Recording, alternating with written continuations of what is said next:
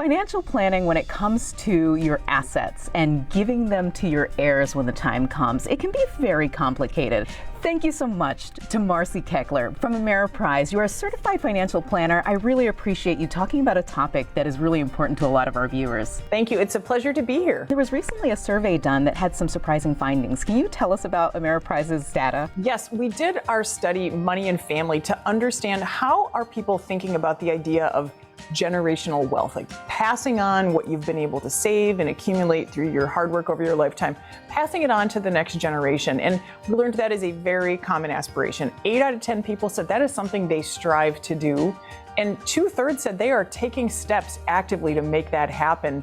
But somewhat surprisingly, they are not necessarily telling their families. So fewer than 20% have shared the details of those plans with the next generation who are going to be impacted. So there's definitely a communication opportunity across generations within families.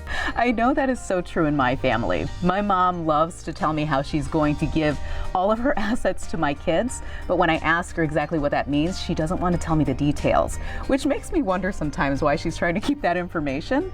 But I also am very grateful for the thought that she wants to take care of my children.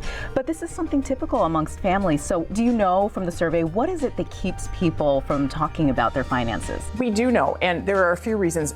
Actually, top of the list for when we said, well, why haven't you shared that information? Number one was, I just don't think it's their business. It's none of their business. And that is an interesting reaction. But we do know if you are intending to leave an inheritance, it is going to have an impact on the people who receive it, hopefully a beneficial impact, but it will be an impact nonetheless. And so sometimes people aren't exactly sure how much they're going to be able to leave. They know they'd like to leave something, but they want to make sure that they have what they need for their own lifetimes. And that can be one of the barriers to sharing more specifics. And to address that, I really recommend people do some projections. It could be on your own, could be with a financial advisor who can help you make some predictions around what might it cost to maintain the lifestyle you want throughout your retirement period.